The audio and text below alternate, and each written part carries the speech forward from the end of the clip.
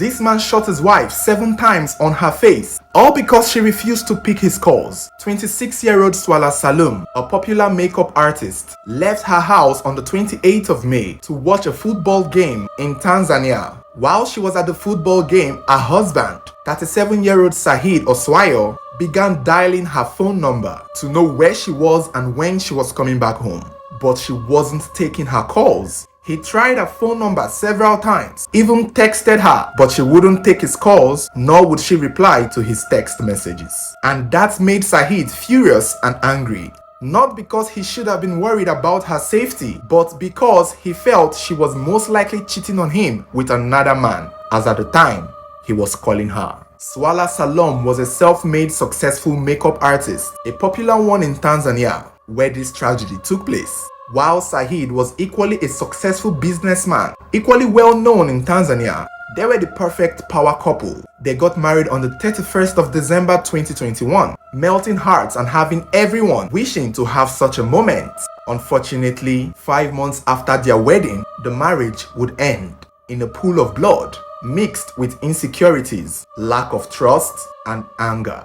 When Swala finally returned home from the football game that night, things went south. When Swala came back from the game, she met Saheed in a bad mood. It's unclear if they had had a previous fight earlier that day, but instantly they began a quarrel. It was said Saheed questioned her on her whereabouts and why she didn't take his calls and reply his text messages. Swala explained that she was at a football game, but Saheed did not believe her. According to their house help and the younger sister of Swala, who were both present in the house at the time, it was said that Swala and Saheed exchanged words and quarreled for over an hour. They both eventually took the fights to the bedroom, and it was in the bedroom that the house help and the younger sister of Swala said they heard a gunshot. One gunshot that soon turned into 7 gunshots. After Saheed successfully killed Swala, he took the gun, took the car keys, and left the house. Swala's body was discovered by her younger sister and the house help on her bed, covered in her pool of blood.